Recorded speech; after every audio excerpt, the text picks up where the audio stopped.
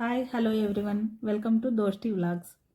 బీరకాయ తీగూరని ఎలా చేసుకోవాలో చూసేద్దాం. ముందుగా కడాయిని పెట్టుకొని 2 స్పూన్స్ ఆయిల్ వేసి, ఆయిల్ వేడెక్కాక 1/2 స్పూన్ ఆవాలు, 1/2 స్పూన్ జీలకర్ర వేసి అవి చిటపట్లాడాక ముందుగా కట్ చేసుకున్న ఒక పెద్ద ఉల్లిగడ్డని ఆయిల్లో వేసి 1 స్పూన్ సాల్ట్ వేసి మగ్గనివ్వాలి.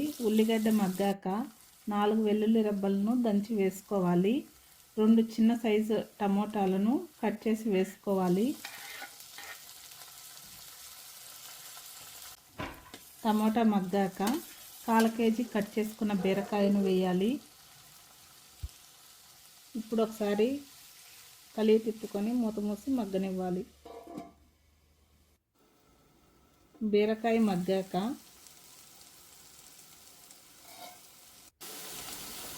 1/2 టేబుల్ స్పూన్ పసుపు, 3 స్పూన్స్ పల్లీల పొడిని వేసుకొని సరిపడేంత వాటర్ పోసి మూత మూసి 5 to 10 మినిట్స్ సిమ్లో ఉడకనివ్వాలి. ఆ తర్వాత సర్వ్ చేసుకోవడమే. మీకు నచ్చితే కొత్తిమీరని వేసుకొని గార్నిష్ చేసుకోవచ్చు. ఈ వీడియో కనుక మీకు నచ్చితే like, share and subscribe to our channel. Thank you.